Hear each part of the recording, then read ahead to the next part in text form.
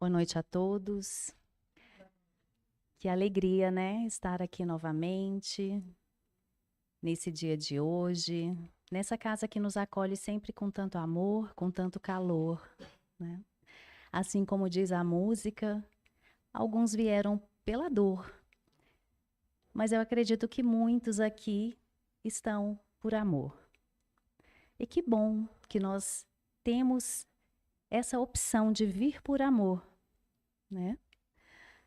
Gostaria de dar a boa noite a todos vocês que estão aqui presentes, aos internautas que nos acompanham pelos canais da web e todos aqueles que já são trabalhadores, frequentadores assíduos da casa, também os que estão vindo pela primeira vez, sejam muito bem acolhidos e amparados nessa noite.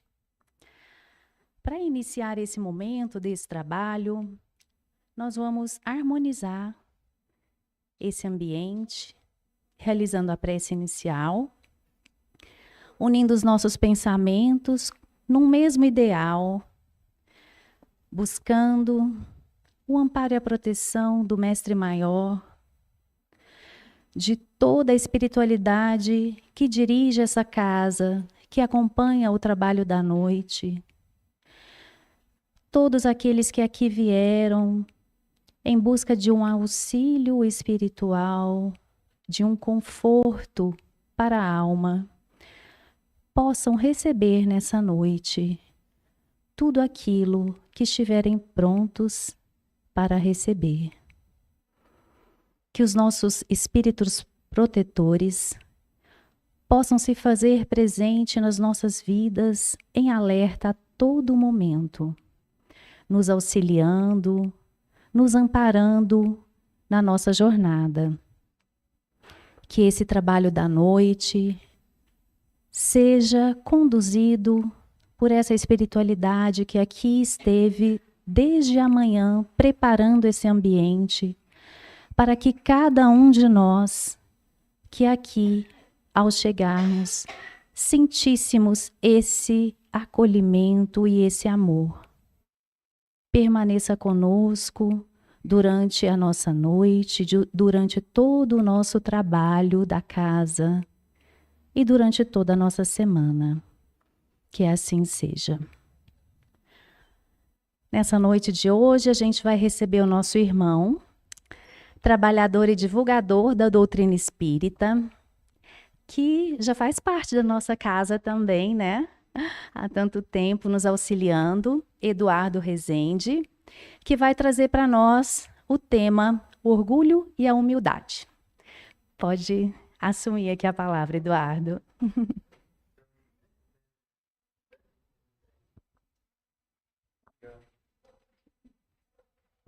Eu que agradeço, né? Boa noite a todos, queridos irmãos, queridas irmãs, aos encarnados e os desencarnados, porque a gente sabe que os desencarnados, eles são em maior número. E essa leitura, o orgulho e a humildade, não é difícil falar, né, Sebastião? Do orgulho e da humildade não é fácil, não, né?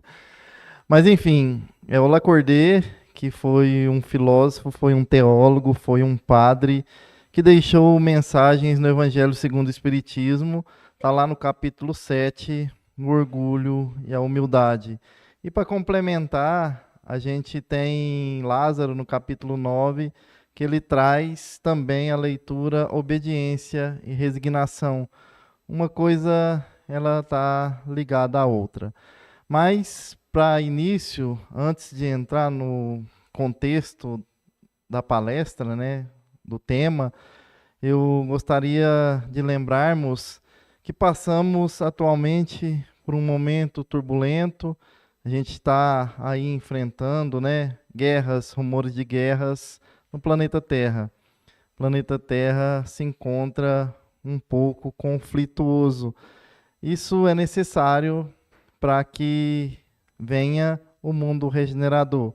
A gente sabe que a espiritualidade, ela acompanha de perto toda essa mudança, toda essa transformação, mas a transformação principal que precisa ocorrer é dentro dos nossos corações. na pergunta 742, que Kardec diz: por que os homens ainda praticam a guerra? E os espíritos respondem: é porque está voltado às paixões terrenas. Então, estamos com sentimentos voltados mais para o instinto do que para a própria razão.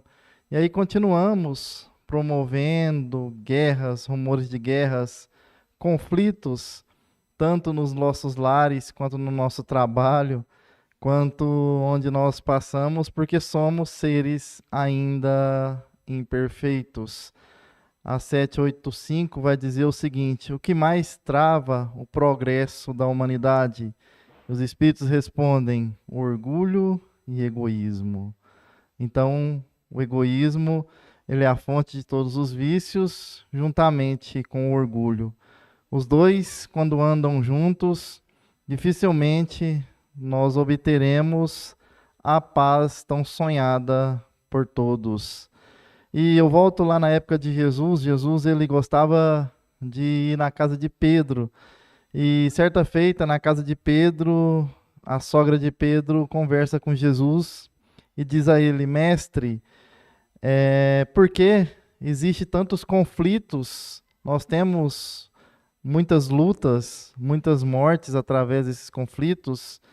E aí Jesus, sereno, olha para a sogra de Pedro e diz a ela o seguinte: que a paz que todos nós buscamos, ela tem que se encontrar na mesma mesa onde nós fazemos a nossa refeição de manhã com o pão material. É preciso nós termos também o pão espiritual.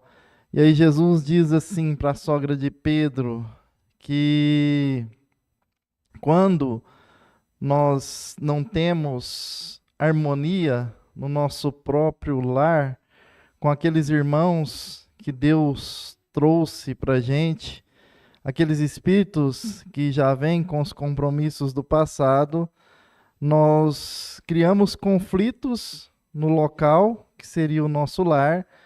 Esse conflito, daqui a pouco, ele evolui para o regional e criamos conflitos no nosso trabalho, onde passamos, e daqui a pouco nós contribuímos para que o conflito aconteça globalmente falando. Então, o momento é muito preocupante, porque ali onde Jesus nasceu, lá na terra dos hebreus, né, em Israel, ali naquela região do antigo Império Persa, lá onde é o Irã hoje, é o termômetro da humanidade. E o que nós encontramos atualmente falando? Conflito. Estamos enfrentando um momento turbulento. E se o lugar onde Jesus nasceu é o termômetro da humanidade, isso quer dizer que nós estamos contribuindo para que esses conflitos ainda aconteçam. E qual que é a melhor maneira de nós contribuirmos de uma forma diferente para que a Terra ela passe de provas e expiações para mundo regenerador o mais rápido possível? É fazendo a nossa tão falada reforma interior.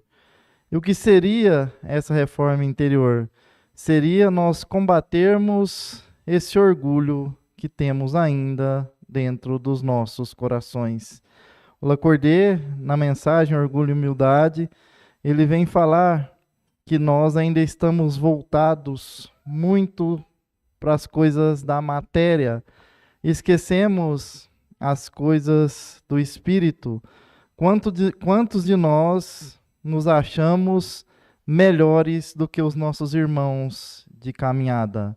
Quantos de nós, principalmente quando temos recurso financeiro abundante, quando temos uma posição social melhor, nós menosprezamos e desprezamos aqueles que se encontram em uma posição mais inferior. Isso são palavras do próprio Lacordaire. Então ele diz que o que faz com que tudo isso aconteça se chama ainda orgulho. O orgulho seria a erva daninha que ainda cobre a semente do Cristo que existe no fundo dos nossos corações. Porque o próprio Jesus, ele disse que cada ser humano tem a centelha divina e cada ser humano tem a semente do cristianismo dentro do seu coração.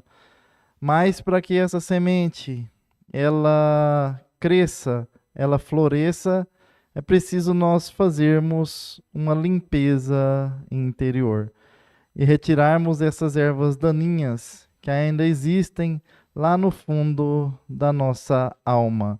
Quando Jesus estava na casa de Levi, Levi que depois mais tarde vai ser o apóstolo Mateus, Jesus vai batizar ele como apóstolo Mateus.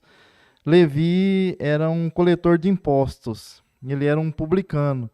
E na casa de Levi sempre chegava pessoas da alta sociedade para contribuir, para pagar ali os seus impostos. E quando Jesus começou a fazer parte da casa de Levi, no centro de Cafarnaum, começa a chegar algumas pessoas diferentes lá na casa dele. E aí começa a aproximar-se na casa de Levi pessoas que tinham deficiências físicas, pessoas que passavam por dificuldades financeiras, pessoas que ali não tinham nada. Aí Levi olha para aquelas pessoas e diz o seguinte para Jesus: Mestre, o Senhor disse que nós temos que levar a boa nova adiante, mas como que essas pessoas elas têm condições de levar a boa nova adiante? Eu não vejo condições nessas pessoas. E Jesus olha sereno para Levi e diz: aí é que você se engana, Levi. Essas pessoas já possuem o terreno do seu coração preparado para que a semente da boa nova cresça, floresça e dê frutos. Porque aqueles que se encontram em uma condição financeira mais elevada, aqueles que são prepotentes, aqueles que se acham melhores do que os outros, o terreno dos seus corações ainda não está preparado para que a semente do cristianismo da boa nova cresça, floresça e dê frutos. Jesus estava se referindo ao orgulho. Esse orgulho que nós tentamos combater, mas que por muitas vezes ele fala mais alto do que a nossa própria vontade. Porque o processo evolutivo, ele não é fácil. Evoluir espiritualmente é retornar aqui no campo terreno quantas vezes for necessário para que essa evolução aconteça. E por que hoje nós passamos muitas vezes por certas dificuldades? O nosso espírito enfrenta muitas vezes visitado por uma doença, muitas vezes visitado por um revés financeiro, muitas vezes visitado pelas aflições da nossa alma, é porque tudo está ligado lá no passado. Tudo está ligado quando aqui um dia viemos e não contribuímos com a seara de Jesus, e muitas vezes lá atrás nós semeamos as sementes do sofrimento. Mas o próprio Jesus, ele ensina que é preciso atualmente, se estivermos enfrentando qualquer que seja a dificuldade, nós termos paciência e aceitação. Termos resignação. Porque a resignação faz parte já daquele espírito que já combateu o seu orgulho. Quando acontecem muitos problemas na nossa vida, que nós sentimos agonia, ficamos ansiosos, preocupados, às vezes nós nos aquietamos no frio do desânimo ou nós entramos na tempestade do desespero. E a espiritualidade, o Emmanuel principalmente, ele ensina que aceitação e paciência você vai ter já mais da metade do seu problema resolvido. Se você não tiver aceitação e paciência, você vai complicar mais. O problema se tornará muito maior do que aquele que está acontecendo. E quando temos resignação, paciência, aceitação, nós entendemos que o controle não está no nosso espírito. O controle está com Deus, está com o Pai, que é o Criador de todas as coisas. porque nós queremos controlar tudo. E chega determinados momentos na nossa vida que nós não temos mais o controle. Quem tem o controle se chama Criador. E cabe a nós aceitarmos com paciência e resignação, sem fuga ao trabalho. Essa é uma frase do Emmanuel. Paciência, resignação, sem fuga ao trabalho. Temos inúmeros exemplos que combateram o orgulho. Esse exemplo que eu vou citar aqui, possivelmente não tinha nenhum tipo de orgulho, porque é um espírito que veio da constelação, que veio da estrela de Sírios, para oferecer a Jesus o seu ventre, que se chama Maria, sua mãe.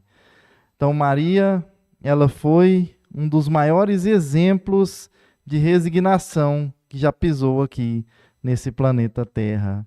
Quando Jesus foi preso, João, evangelista, um dos apóstolos que acompanhava Jesus, ele se aproxima de Maria e diz a ela que Jesus havia sido capturado.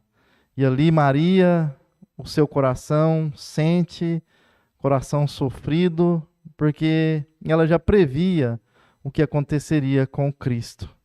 Mas ao invés de Maria se revoltar, ao invés de Maria reclamar, Maria faz uma oração e diz a Deus: está entregue às suas mãos, Pai, mesmo sentindo o seu coração sofrido.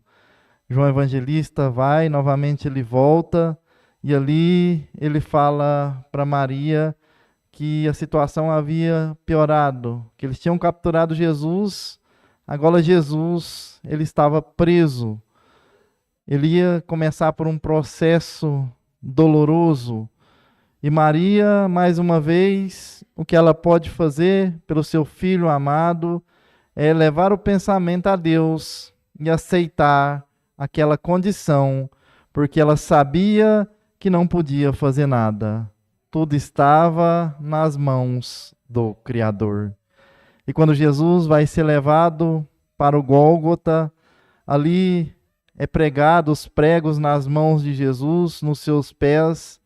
Jesus ele é levantado naquela cruz e ali se encontra Maria, sua mãe, olhando ao seu filho naquela condição de dificuldade, naquela condição de sofrimento. É quando Maria olha para Jesus e diz: meu filho amado, o que estão fazendo com você? Ali parece que as lanças, as mesmas bocas que haviam dito Hosana, quando Jesus entra em Jerusalém, sentado num burrinho, foram as mesmas que pediram crucifíquio.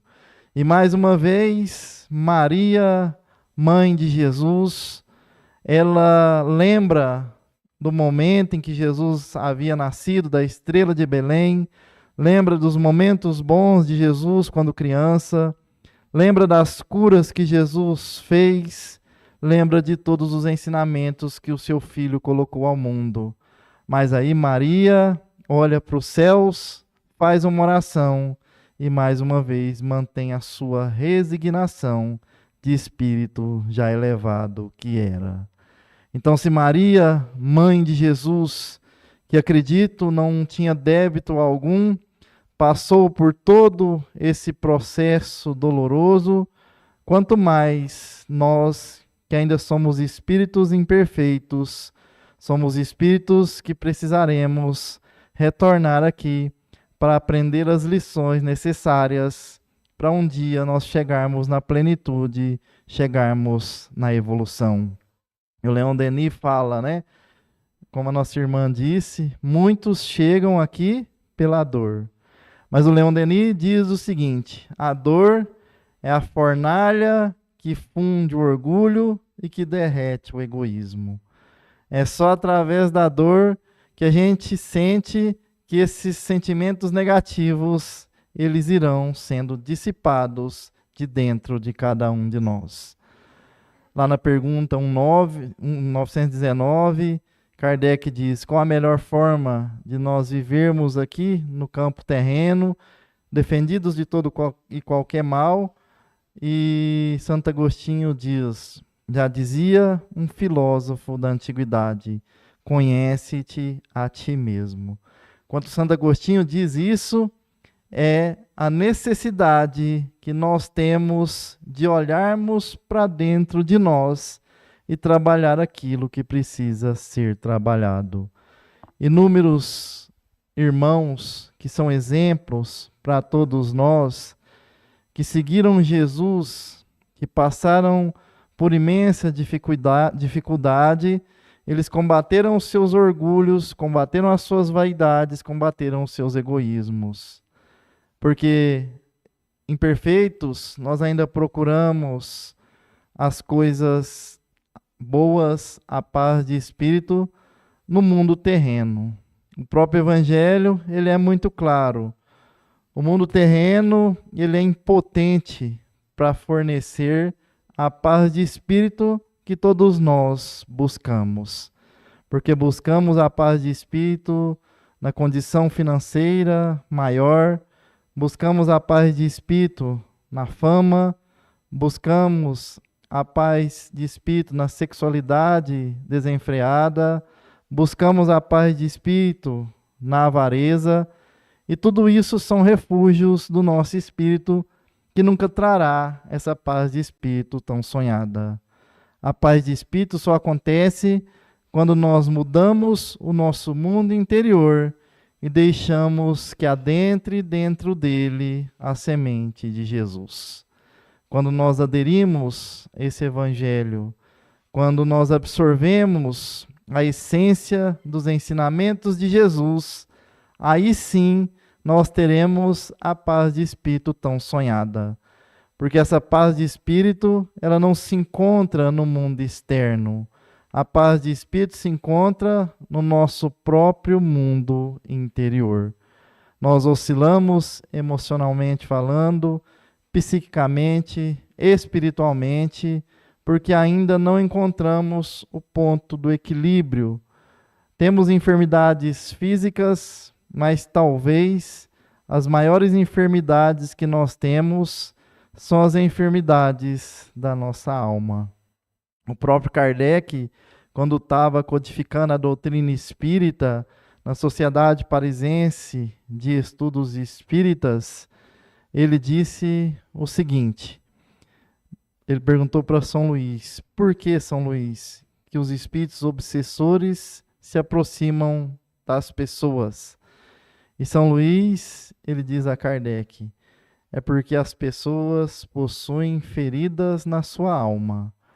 Quando nós temos uma ferida exposta, fisicamente falando, se você não cuidar daquela ferida, se você não deixar com que ela cicatrize, não colocar remédio, aquela ferida ela vai atrair moscas.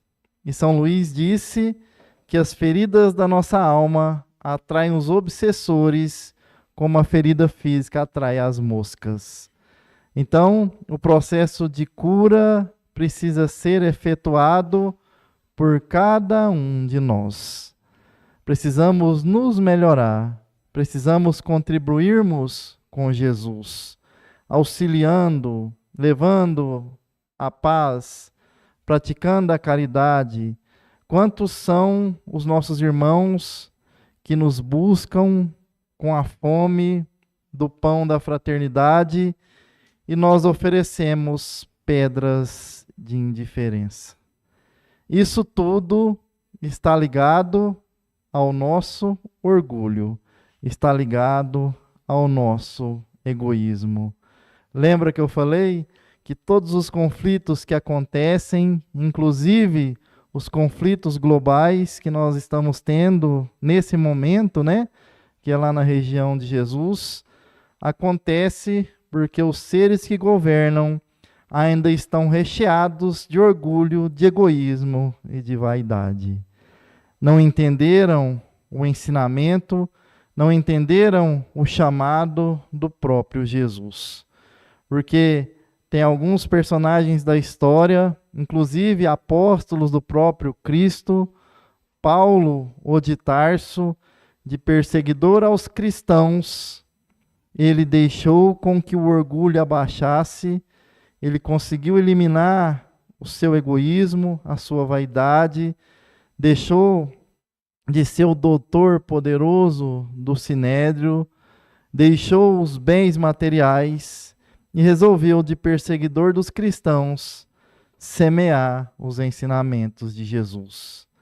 E Paulo, ele vai passar por um processo doloroso depois que Jesus aparece para ele no caminho de Damasco. Todos nós temos o nosso caminho de Damasco. Jesus nos convida a todo o momento para nós nos tornarmos seres melhores. Agora cabe a nós analisarmos qual dos chamados de Jesus nós estamos atendendo. Porque muitos ainda estão adormecidos na vida mundana. O próprio Emmanuel diz isso. São aqueles que vivem a vida da matéria e se esquecem da vida do espírito. É preciso entender que o Cristo, ele é o modelo e guia da humanidade, como diz lá a pergunta 625 do Livro dos Espíritos, é modelo porque devemos nos espelharmos nele, porque foi aquele que pisou aqui e não tinha defeito nenhum. É guia porque Jesus, ele é o caminho ao qual nós devemos seguir. Quando Simão Pedro, ele avista Jesus no lago, ali ele vê é o mestre, e ele fica um pouco afoito, e aí ele começa a correr sobre o lago, e ele está fixado em Jesus, e ele começa a andar por cima da água. Quando a água começa a balançar, vem a turbulência, o vento, Simão Pedro olha para a água, para a turbulência, e aí ele afunda, ele começa a afundar. Enquanto ele estava com os olhos fixos no Cristo, ele continua andando e nenhuma turbulência o abala. Assim somos nós no lago dos problemas da vida. Se nós fixarmos o nosso olhar em Jesus, nós não nos perdemos no turbilhão de dificuldades que é apresentado para todos nós na nossa caminhada terrena. Porque a vida é como um maremagno de problemas. Lembrando que esses problemas são lições abençoadas que Deus, a espiritualidade, traz para a gente fazer o treinamento de desfazer esse orgulho e egoísmo que ainda existe dentro de nós. Então, quando recebermos uma dificuldade, por mais difícil que seja, temos que manter a fé, manter a esperança, para que possamos resolver da melhor forma possível.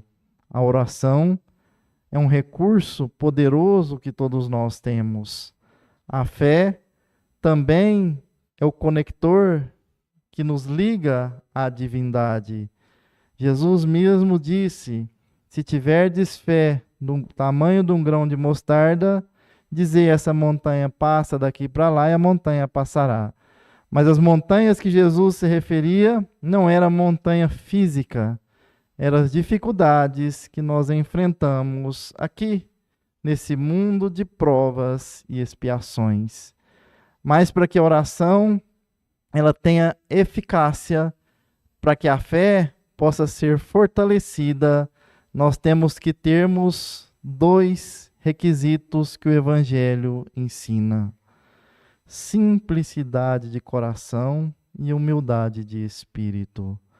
Lacordaire fala que quem não tem simplicidade de coração e humildade de espírito, dificilmente ele se conecta com a espiritualidade superior, porque no seu mundo interior está recheado ainda de orgulho, de egoísmo e de vaidade. É essa faculdade do Cristo que todos nós estamos matriculados e que os Espíritos do Senhor, sob a pedagogia do céu, sobre a cartilha do Evangelho, trazem para todos nós, alunos desatentos, lições abençoadas e repetidas. E a lição, ela vai se repetir enquanto nós não aprendermos ela. É como a escola convencional. O aluno da escola convencional, ele vai receber lições, depois será aplicada uma prova a ele, e se ele não passar nessa prova, ele não entra na próxima fase. Assim é o nosso espírito. Nós vamos sendo treinados, nós vamos aprendendo com o Evangelho, daqui a pouco a prova chega. E muitas vezes essa prova, ela vem em forma de uma doença física, ela vem em forma de uma doença emocional, ela vem em forma de uma depressão, ela vem em forma de ansiedade, ela vem em forma de um revés financeiro. Aí é o momento de nós provarmos se realmente temos fé no Criador. Porque o próprio André, apóstolo de Jesus, quando ele estava enfermo, ele diz ao Jesus o seguinte: Mestre, eu não tenho condições hoje de te ajudar nas suas caridades, porque eu estou enfermo, eu estou passando mal. E Jesus diz a André o seguinte: é muito fácil, André, provar a fé em Deus quando as coisas estão de vento em popa. É muito fácil você provar a fé em Deus quando você está com bastante recurso financeiro. É muito fácil você provar a fé em Deus quando você tem um corpo saudável. É muito fácil você provar a fé em Deus quando as coisas estão indo como você quer. Mas a verdadeira fé em Deus é provada no momento em que a dificuldade nos visita. Aí sim que nós provaremos se realmente temos fé nesse Criador, se temos fé nesse Jesus.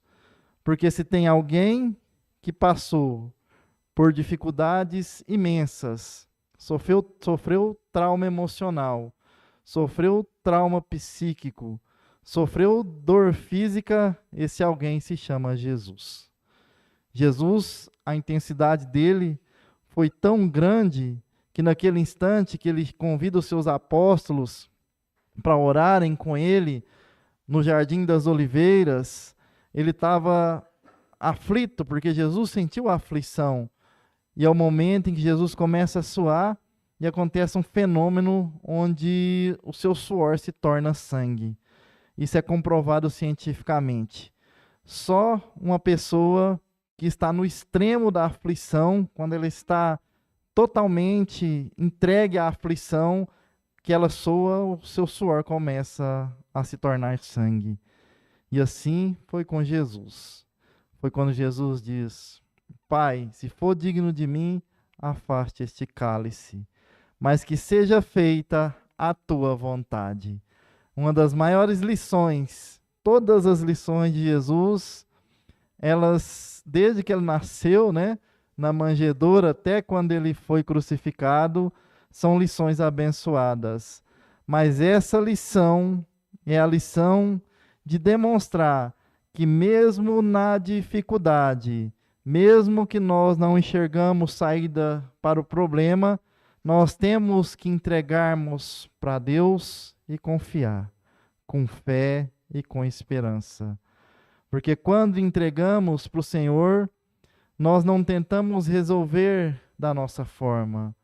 E aí a coisa ela vai se resolvendo naturalmente falando. A coisa vai se ajeitando no tempo do Criador, não no nosso tempo. Mas nós queremos que tudo aconteça conforme a nossa vontade. No Pai Nosso a gente diz: seja feita a vossa vontade. Mas na verdade no nosso mundo interior a gente quer que a vontade que seja feita é a nossa e não a vontade do Criador. E quando agimos assim, é o orgulho que está falando mais alto. É o egoísmo que está falando mais alto. E para gente já partir para o final da palestra, e serve para nós médiuns, né? O orgulho, ele tem um filho predileto. O egoísmo, o orgulho, que se chama melindre. Quantos de nós melindramos no centro, viramos as costas e vamos embora e deixamos as nossas atividades? Isso significa que nós estávamos querendo sermos servidos. Nós não estávamos servindo Jesus. Porque quando você quer que seja feito da sua forma, você se melindra, vai embora e deixa o trabalho. Então você não está ali para servir o Cristo. Está ali para servir as suas vontades. A gente precisa ter esse cuidado, porque seres imperfeitos que somos, nós não vamos encontrar perfeição em nenhum médium de casa nenhuma. Todos nós temos as nossas dificuldades, todos nós temos as nossas fraquezas espirituais, todos nós, em algum momento, nós oscilamos, e talvez você entre em atrito com o irmão da casa por um motivo banal, e ali você se melindra e vai embora e diz assim: nunca mais eu piso naquela casa. Atendeu ao seu orgulho interior, atendeu à sua vaidade, atendeu ao seu egoísmo e não atendeu à humildade e à simplicidade ensinada pelo próprio Jesus. E só para encerrar, que já está na hora, né, Sebastião? Tem uma historinha que Humberto de Campos conta, porque a gente quer que as coisas sejam feitas da nossa forma, né? Existia uma mãe que ela era muito aflita, e a mãe ela tinha um filho acamado. E esse filho, ele já há muitos anos que ele ficava ali acamado em cima daquela cama, e ela sempre orava para que aquele filho melhorasse. Então, todos os dias ela orava para aquele filho, para que ele pudesse ser restabelecida a sua saúde. E é isso que, em determinado momento, a espiritualidade resolve atender a oração daquela mãe. Chama oração reajustada, tá, gente? O nome dessa passagem. E aí a espiritualidade resolve atender aquela mãe. Então, a espiritualidade, depois de muita oração, ela faz com que aquela criatura ela se melhore ali em cima da cama, e aí ela volta para a sua vida normal, e daqui um mês, aquele rapaz, ele começa a entrar no mundo difícil da vida. Daqui um mês, ele começa a se envolver com álcool, daqui um mês, ele começa a se envolver com jogos. Daqui a pouco ele estava agredindo a sua própria mãe. Daqui a pouco ele voltava para casa depois de 2, 3 dias, deixando a sua mãe preocupada e até mesmo agredindo ela fisicamente falando. Em um determinado momento, a mãe ora novamente a Deus porque não estava aguentando aquela situação. A espiritualidade atende o seu chamado e novamente o rapaz cai doente em cima de uma cama. Então, talvez os nossos pedidos, né, nós não enxergamos o benefício que será para as pessoas, porque de repente você não enxerga o mundo interior, quem enxerga é Deus. E talvez muitos estão na condição desse rapaz, que deixa com que aflore o seu orgulho, o seu egoísmo, a vaidade.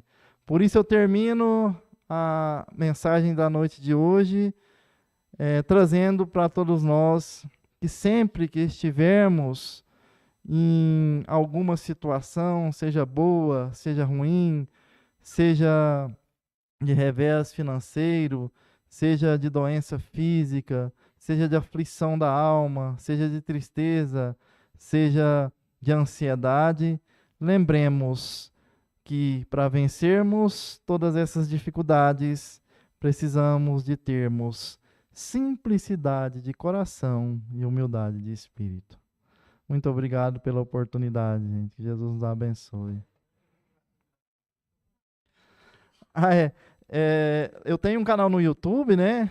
Aí quem quiser acompanhar lá, todo dia eu mando nos grupos aqui, não é? Daqui de Anápolis. É o Espiritismo com Clareza, é um canal da doutrina espírita. Aí lá eu divulgo conteúdo, né?